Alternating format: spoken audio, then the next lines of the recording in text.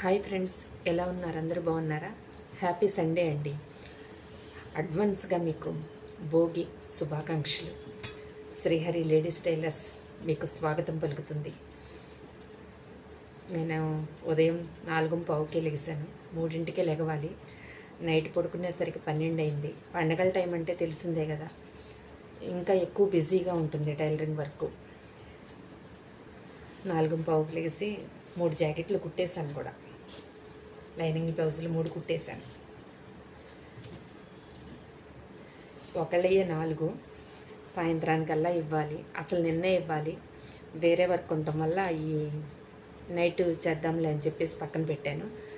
ఉదయాన్నే లేచి 3 బ్లౌజులు కుట్టాను, లైనింగ్ బ్లౌజులు. ఇంకొకటి కటింగ్ చేసి ఉంది వాళ్ళదే. అది కూడా అయిపోతే మాత్రం ఇంకా వాళ్ళ వర్క్ పూర్తయిపోతుంది. శారీస్ వాళ్ళ 4, 5 ఉన్నాయి, అవి చెయ్యాలి నేను. ఇదిగోండి వర్క్ మిషన్ కూడా పొద్దున్న లెగిసినప్పుడే ఆ బ్లౌజులు ఆ మిషన్ దగ్గరికి వెళ్ళేటప్పుడు ఈ మిషన్ కూడా సెట్ చేసేసాను. చిన్న పాపదండి, లంగా జాకెట్ కుట్టాలి. లంగా ఇది అంటే 5 సంవత్సరాలు పాప. పైన నెక్ వరకు క్రాస్గా ఒక ఫ్లవర్ వేయమన్నారు, కింద స్టెప్ పెట్టి బ్లౌజు కుట్టమన్నారు. సరేనని వర్క్ పెట్టాను. ఇంకో బ్లౌజు ఇది అయిన తర్వాత ఇంకో బ్లౌజు వాళ్ళదే 2 సంవత్సరాల పాపది. ఇంకో బ్లౌజ్ కూడా ఇలాగే క్రాస్గా ఇదే నెక్ వేయాలి. ఇది గంటం పావు పడుతుంది. ఇది అయిపోయిన తర్వాత అది సెట్ చేస్తాను.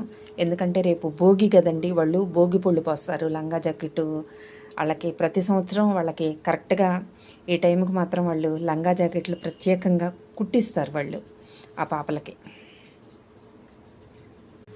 ఇంకో లంగా జాకెట్ ఇద్దండి, ఇది 2 సంవత్సరాల పాపకి. దీని మీద కూడా అలాగే క్రాస్గా నెక్ వరకు ఇలా క్రాస్గా వచ్చేలాగా వర్క్ చేయాలి. దానికి ఎలా సెట్ చేశాను అలాగే దీనికి కూడా సెట్ చేసి పెడతాను. ఏదైనానండి ఇంట్లో వర్క్ చేసుకుంటూ, ఇంటి పనులు చేసుకుంటూ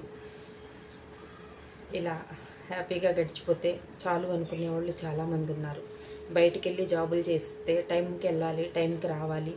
ఇంట్లో ఏమైపోతుందో అన్న ప్రాబ్లమ్స్ ఉంటాయి. పిల్లలు, ఇవన్నీ చాలా ప్రాబ్లమ్స్ వాళ్ళు చాలా ఎదుర్కోవాలి. ప్రాబ్లమ్స్ మాత్రం ప్రస్తుతానికి ఆ ప్రాబ్లమ్స్ అయితే నాకు రాలేదు. ఈ 30 సంవత్సరాల టైలరింగ్ వర్క్లో ఇంట్లో పని చేసుకుంటూ, పిల్లల్ని చూసుకుంటూ, పిల్లల్ని పెంచి పెద్ద చేసి వాళ్ళకి పెళ్ళిళ్ళు చేసి ఇంతవరకు తీసుకొచ్చానండి. ఇక ముందు కూడా ఇలాగే కష్టపడుతూ ఈ జీవితం ఇలా సాగిపోతే చాలు అని మాత్రం నేను మనస్ఫూర్తిగా కోరుకుంటున్నాను భగవంతుడిని. ఎందుకంటే బాధలన్నీ గడిచిపోయినాయి. ఇక నుంచైనా మనకి ప్రశాంతత కావాలని ఎవరైనా కోరుకుంటారు కదా. హ్యాపీ